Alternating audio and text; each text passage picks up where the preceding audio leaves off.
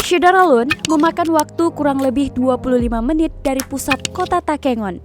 Tibalah kami di puncak Bur Telege. Bur berarti gunung, sedangkan Telege yaitu tempat penampungan air atau sumur. Bur Telege atau Gunung Telaga berada di punggung Desa Hakim Bale Bujang, Kabupaten Aceh Tengah pada ketinggian 1450 meter di atas permukaan laut. Berada di Bur Telege, mata Anda akan disuguhkan dengan pemandangan Danau Lut Tawar. Tampak juga Kampung Bintang dengan bebayang persawahan dan pantulan cahaya di kubah masjid.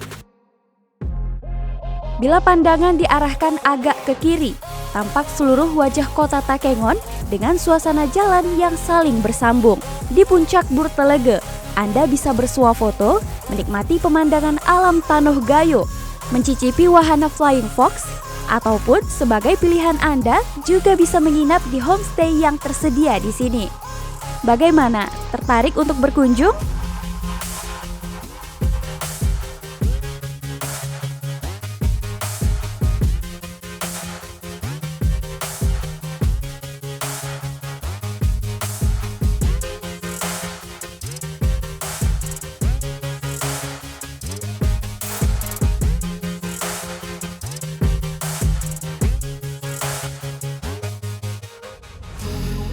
Dari Takengon, Firda Ustin, Serambi On TV.